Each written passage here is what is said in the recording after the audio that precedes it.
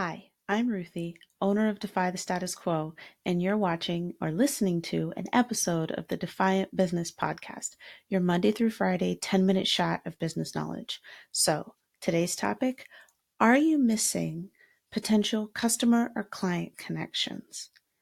Okay, so this is important because today's world is pretty crowded with businesses. Am I right? So you really have to concentrate on how you can stand out.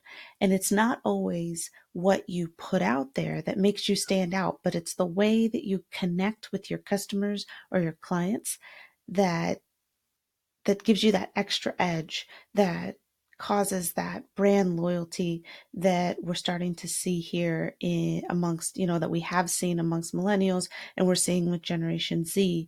It's it's not enough to just have a loyalty program or a discount because everyone can do that. You have to focus on what only you can do as your unique service proposition or your unique your value positioning statement. You want to make sure that you are putting yourself up above everyone in such a way that only you can do it. If other people can do it and they see that it works for you, then they'll copy it. There is value in being first to do something, but anytime you can come up with something only you can do, you're getting ahead of the game. So what inspired this topic? So happy to tell you. So today, or it was Sunday morning, or maybe it was Saturday. Um, I received a text message from Senator Cory Booker's campaign asking if I would be willing to donate more ahead of an FEC deadline. And the reason why they sent me that text is because I had donated $1 from a Twitter ad that I saw saying that the FEC or whoever had upped the number of unique donors required in order for him to be on stage, in order for any of them to be on stage. And I remembered him being completely disgusted with the director of Homeland Security because he thought she was full of crap, and I thought she was full of crap too. And so I was like, you know what? For all that emotion and passion and disgust that he showed, I'll give him $1. I don't even really know anything else about him, but I'll give him $1.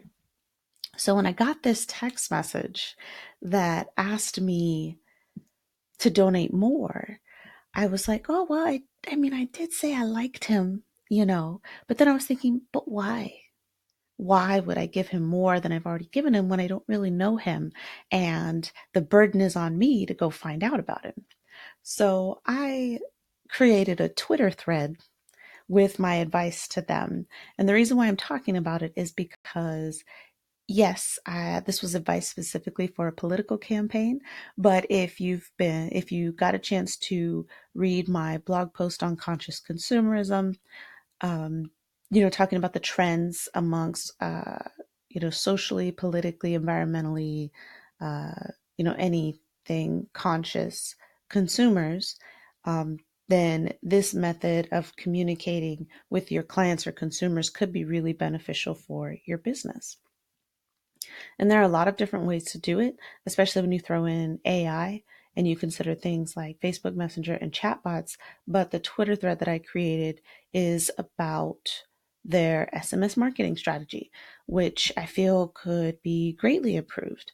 So, what my first tweet said: do you realize how personal SMS marketing is?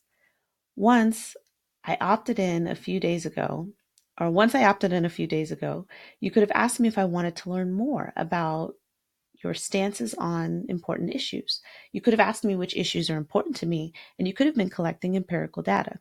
So, first thing, so I opted in when I donated that $1, and that is exactly what I feel like they should have done. They should have sent me a text thanking me for my donation, and then they could have asked me, okay, so which of these issues are important to you? Just say, Y or N, and I would have texted back which ones were important to me. Like, okay, so women's rights or women's reproductive rights. Why? Maybe border policy isn't super important to me. So N, and So I would just kind of, whatever my views are, whatever your views are, that's how you would have responded. And based on those responses, they could have sent me pre set up text messages about the issues that mattered to me to inform me on Senator Booker's stance. So that was my next tweet. I said, if I said yes, learning more about your position, I could have received text boiling down your stances in the most personal marketing method possible. You could send me resources to learn more about what makes you different compared to the bajillion other Democrats running. So, yeah, there's like a whole slew of Democrats running right now. And this would have been a great opportunity for him to show me what made him different compared to them. Next tweet. You could have done all of this before asking me for more money. That is key. Said, if you could have made me like you more than just enough to donate $1. It's been a few days, and if you had implemented a plan like this, next tweet, well, by now I would have felt like I really knew you as a candidate. And I'm sure I would have felt like I could donate more. But when I got to the text, or when I got the text, I thought, why should I? Which is unfortunate because anyone like me who's donated $1 already is primed to donate more. And so the point there is that if you've got a cause surrounding your business, if you've got a story surrounding your business, even if you want to talk about why your product is so great, if you've gotten your client or customer to opt in to SMS text messaging, which isn't super hard, or Facebook messaging, you could implement um, automatic streams of text messages based on what their interests are. And because of the short nature of text messages, you have an opportunity to get rid of all the jargon, get rid of all the craziness.